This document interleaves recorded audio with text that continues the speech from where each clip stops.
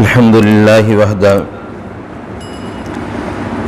والصلاة والسلام على من لا نبي بعده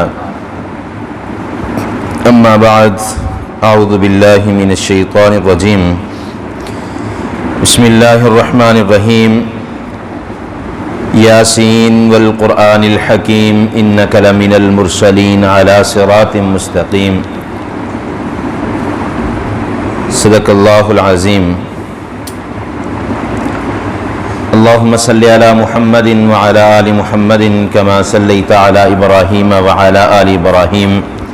إنك حميد مجيد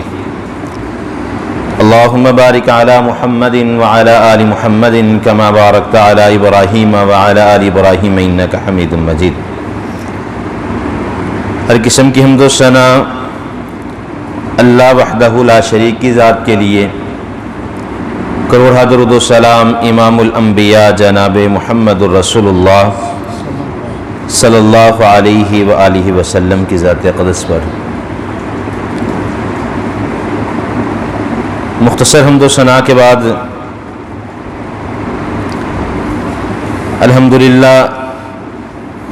کل کے درس میں ہم نے سورۃ یاسین کی تفسیر کو مکمل کیا، اور آج بھی اسی حوالہ سے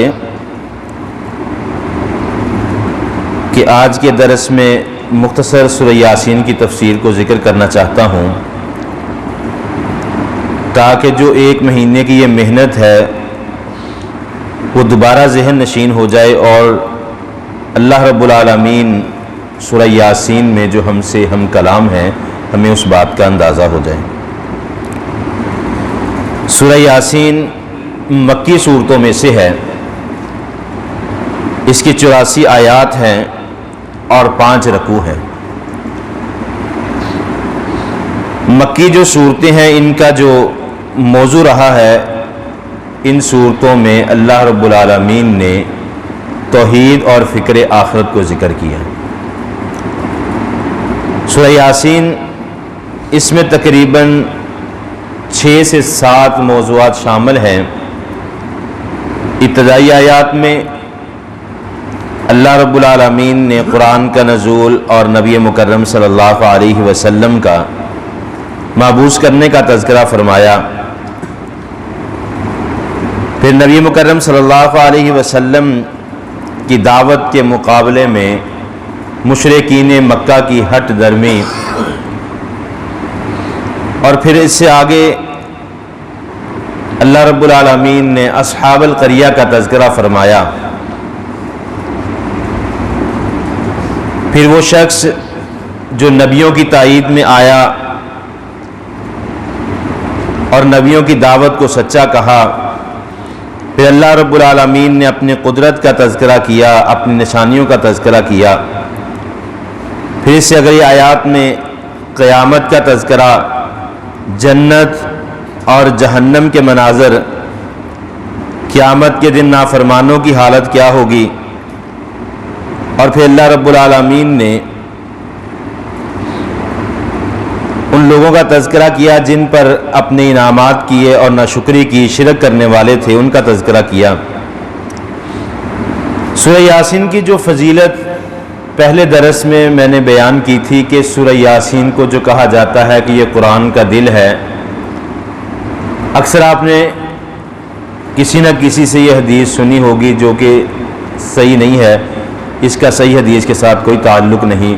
کہ ہر چیز کا ایک دل ہوتا ہے، قرآن کا بھی ایک دل ہے اور یہ سورہ یاسین ہے، اس کا صحیح حدیث کے ساتھ کوئی تعلق نہیں ہے۔ سورہ یاسین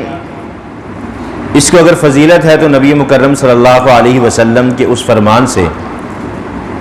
نبی مکرم صلی اللہ علیہ وسلم نے فرمایا جب کسی کی موت کا وقت آ جائے تو اس کے قریب سورہ یاسین کو پڑھو، کیونکہ سورہ یاسین قریب المرگ شخص کے پاس پڑھنے سے یہ فائدہ ہوگا کہ اس کی روح میں آسانی ہو جائے گی۔ نبی مکرم صلی اللہ علیہ وسلم نے فرمایا انسان نیک ہو یا برا ہو، اس کی موت کے وقت اس کو سختی آتی ہے۔ کائنات میں سب سے فضیلت والے انبیاء کرام ہوتے ہیں، اور سارے نبیوں میں سب سے زیادہ فضیلت، مقام اور اللہ کے محبوب پیغمبر جناب محمد الرسول اللہ صلی اللہ علیہ وآلہ وسلم۔ نبی مکرم صلی اللہ علیہ وسلم کا جب آخری وقت آیا تو آپ نے پانی کا پیالہ منگوایا، اس میں اپنے ہاتھوں کو بھگو کر اپنے چہرے پر پھیرا۔ پھر نبی مکرم صلی اللہ علیہ وسلم نے فرمایا، حضرت عائشہ رضی اللہ تعالیٰ عنہ بیان فرماتی ہیں کہ نبی مکرم صلی اللہ علیہ وسلم نے فرمایا کہ موت کی سختیاں برحق ہیں، اسی لیے نبی صلی اللہ علیہ وسلم نے بار بار اپنے اصحاب سے اس بات کا تذکرہ فرمایا کہ اللہ سے موت کے وقت کی سختیوں سے پناہ مانگا کر۔ موت کے وقت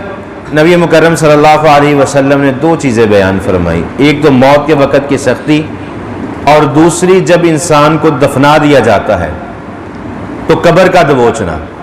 انسان نیک ہو یا برا ہو دونوں کے لیے ہی قبر کا دبوچنا لازم اور ضروری ہے۔ نبی مکرم صلی اللہ علیہ وسلم فرماتے ہیں کہ اگر انسان نیک ہو تو قبر اس طرح دبوچتی ہے کہ جس طرح ماں اپنے بیٹے کو اپنی آغوش میں لے کر دبوچتی ہے پیار اور محبت کے ساتھ،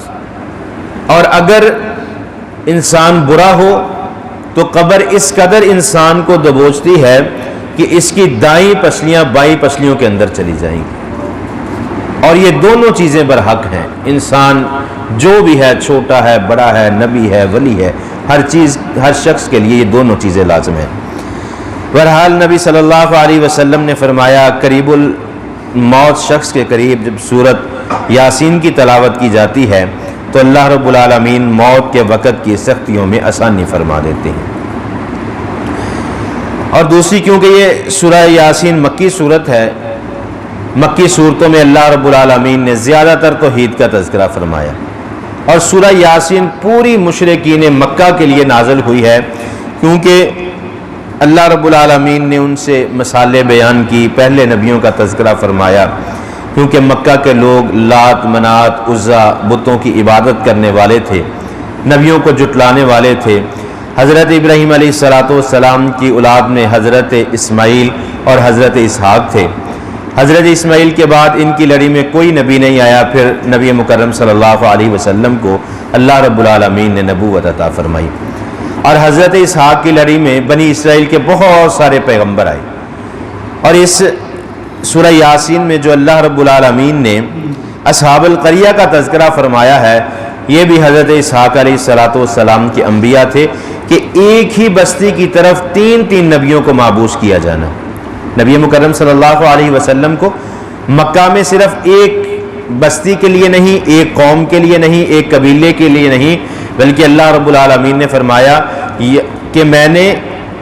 کائنات کے قیامت تک جو آخری فرد پیدا ہوگا، جتنے بھی لوگ آئیں گے سب کے لیے نبی بنا کے مابعوث فرمایا۔ نبی مکرم صلی اللہ علیہ وسلم کے بارے میں اللہ رب العالمین نے سورت کی ابتدا میں فرمایا کہ والقرآن الحکیم، یہ کتاب حکمت والی ہے، انک لمن المرسلین، یہ میں نے اپنے نبی پر جس کو رسول بنا کے مابعوث فرمایا اس پر اس کو نازل کیا ہے، علی صراط مستقیم، نبی صلی اللہ علیہ وسلم کی صراط مستقیم پر چلنا، تنزیل العزیز الرحیم، اور اللہ رب العالمین فرماتے ہیں میں نے خود اس کتاب کو نازل فرمایا اور ڈرانے والوں کے لیے اس قرآن پاک کو نازل کیا تاکہ لوگ ان قصوں کو سنیں، ان آیات کو سنیں۔ پھر اللہ رب العالمین نے ان قصوں کا تذکرہ اس انداز سے بیان فرمایا کہ اصحاب القریہ کی طرف 2 نبیوں کو مابعوث کیا، پھر تیسرا نبی مابعوث کیا، جب ان کو جھٹلا دیا پھر ایک شخص آیا شہر کی دوسری جانب سے، وَجَاءَ مِنْ أَقْصَى الْمَدِينَةِ رَجُلٌ يَسْعَىٰ قَالَ يَا قَوْمِ اتَّبِعُوا الْمُرْسَلِينَ، اے میری قوم تم ان نبیوں کی پیروی کیوں نہیں کرتے جبکہ اتبعوا ما لا يسألكم علیہ اجرا وهم مہتدون، اور اللہ رب العالمین فرماتے ہیں تم ان کو کوئی اجر نہیں دے سکتے، یہ تمہاری ہدایت کے لیے اللہ نے ان نبیوں کو مابعوث فرمایا۔ پھر اللہ رب العالمین نے اصحاب القریہ کا تذکرہ فرمایا کہ میں نے کس طرح نبیوں کو بھیجا، کس طرح انہوں نے نبیوں کی بےعزتی کی، نبیوں کو جھٹلایا کہ ہم تمہیں پتھر مار کے رجم کر دیں گے۔ پھر اللہ رب العالمین نے فرمایا کہ جب اس شخص کو جو بستی کی دوسری جانب سے آیا اس کو قتل کر دیا گیا، پھر اس شخص کی جو خواہش تھی یہ چاہتا تھا کہ کاش میری قوم کے لوگ، جب اس کو جنت میں بھی داخل کر دیا گیا، یا لیت قومی یعلمون، کاش میری قوم سمجھ جاتی اور ان نبیوں کی دعوت کو مان لیتی۔ پھر اللہ رب العالمین نے اس شخص کی خواہشات کے بعد اللہ فرماتے ہیں ان کانت الا صیحۃ واحدۃ فاذا هم خامدون، پھر اللہ رب العالمین نے قیامت کا تذکرہ فرمایا کہ کس طرح ایک ہی چیز کے ساتھ ہر چیز کو تباہ و برباد کر دیا جائے گا، ختم کر دیا جائے گا۔ وَيَبْقَى وَجْهُ رَبِّكَ ذُو الْجَلَالِ وَالْإِكْرَامِ، اللہ رب العالمین کی ذات باقی رہ جائے گی، باقی ہر چیز کو اللہ رب العالمین ختم فرما دیں گے۔ سورہ یاسین جو ہے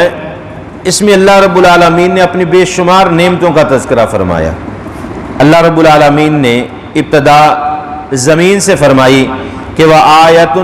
لَهُمُ الْأَرْضُ الْمَيْتَةُ، زمین ایک مردہ پیدا کی تھی۔ پھر اللہ رب العالمین فرماتے ہیں أَحْيَيْنَاهَا وَأَخْرَجْنَا مِنْهَا حَبًّا فَمِنْهُ يَأْكُلُونَ، ہم نے اس مردہ زمین سے زندگی دی اور اس سے اناج کو پیدا کیا، دانے کو پیدا کیا، فَمِنْهُ يَأْكُلُونَ، جس کو تم کھانے والے ہو۔ پھر اللہ رب العالمین نے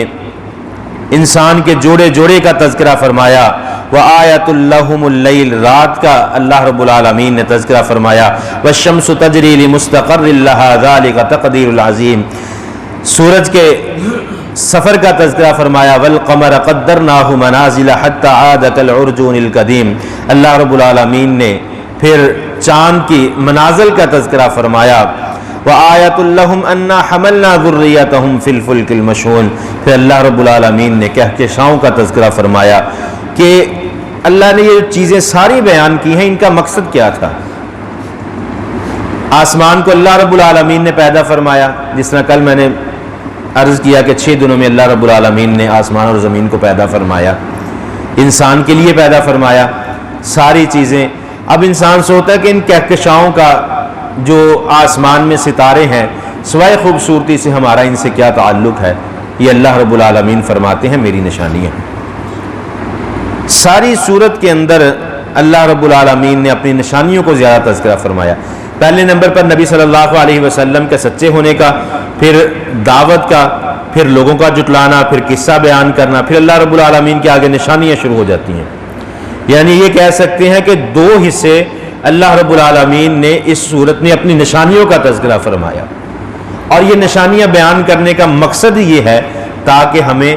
اپنی حقیقت کا پتہ چل جائے۔ اور حقیقت ہمیں کیسے پتہ چلے گی؟ اللہ رب العالمین نے اس لفظ سے ہماری حقیقت کا ہمیں بتلا دیا کہ انسان جو ہے، اللہ رب العالمین فرماتے ہیں اولم یر الانسان انا خلقناہ من نطفۃ فاذا هو خصیم مبین۔ یہ بہت بڑی بات اللہ رب العالمین نے اس سارے مضمون کو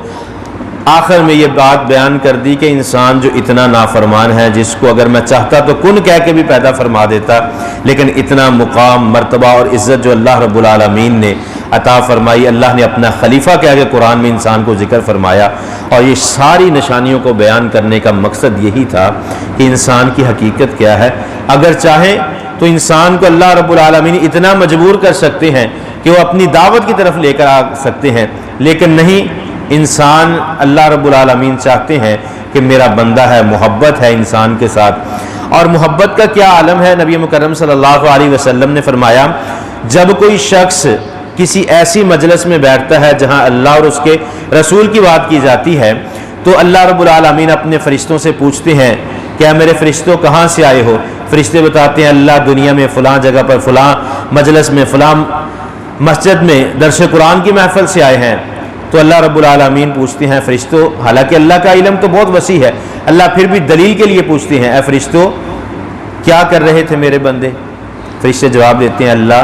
تیرا اور تیرے رسول کا ذکر کر رہے تھے۔ اللہ رب العالمین فرمائیں گے ان سب کو میری رحمت سے معاف فرما دو، سب کو معاف فرما دو۔ پھر فرشتہ کہے گا اللہ فلاں شخص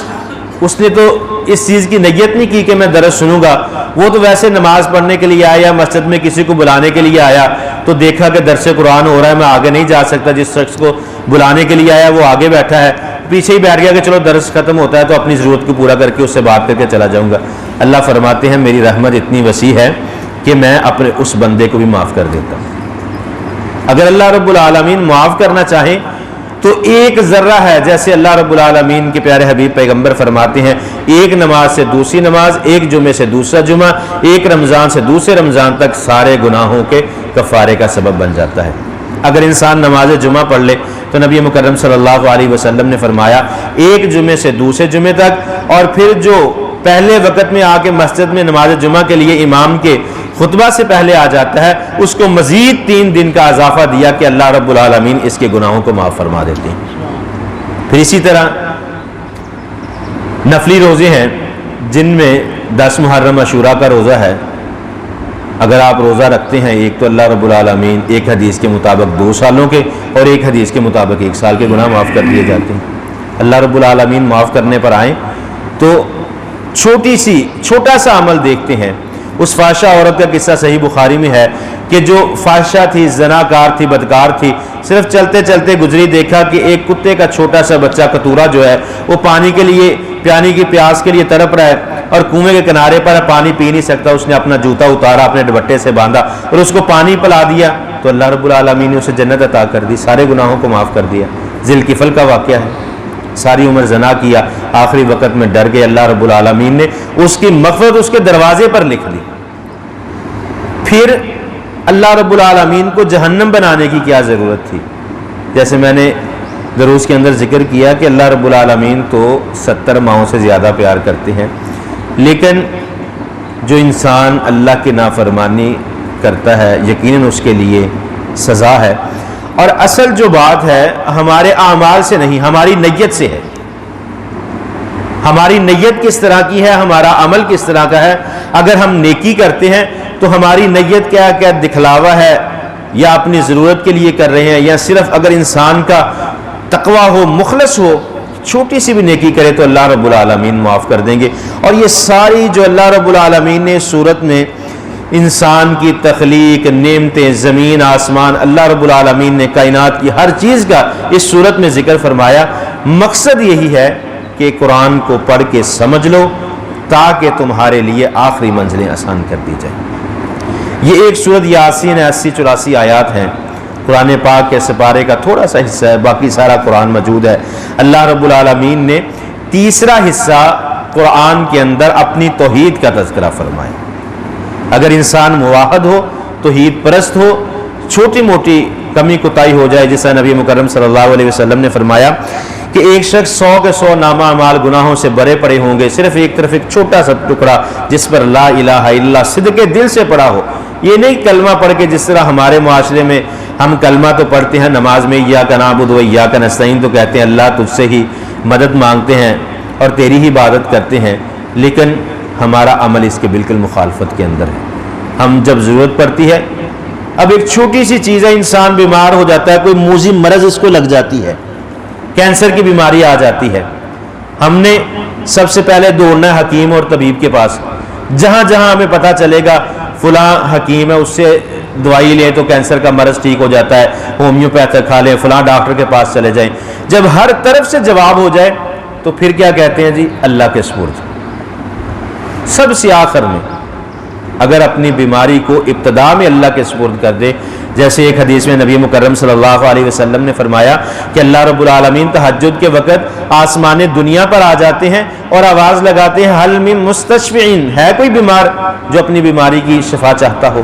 حل من مستغفرین، ہے کوئی گناہگار جو اپنے گناہوں کی معافی چاہتا ہو؟ اللہ رب العالمین نے تو انسان کے لیے بہت آسانیاں پیدا فرمائی ہیں، اور جس طرح اس صورت میں اللہ رب العالمین نے اصحاب القریہ کا تذکرہ فرمایا کہ انہوں نے جھٹلا دیا نبیوں کو، اور پھر کیا تھا؟ اللہ رب العالمین نے پوری قوم کو ایک چینک کی وجہ سے تباہ و برباد کر دیا، عذاب آ گیا، ایک چینک۔ اب چینک کیا چیز ہے؟ صرف یہ اللہ کا عذاب تھا کہ ایک چینک کی وجہ سے ان کے دل پھٹ گئے اور اللہ رب العالمین نے انہیں تباہ و برباد کر دیا۔ اس لیے ہم نے یہ رمضان المبارک میں سورہ یاسین کی تفسیر کو مکمل کیا، تو ہمیں اپنے اندر کچھ نہ کچھ تبدیلی پیدا کرنی چاہیے کہ اللہ رب العالمین ہم سے کیا چاہتے ہیں، اللہ رب العالمین نے ہمیں کیوں پیدا کیا، ہماری حقیقت کیا ہے، ہماری پیدائش کیا ہے۔ اللہ رب العالمین عمل کی توفیق عطا فرمائیں۔ واقول قولی ھذا استغفر اللہ لی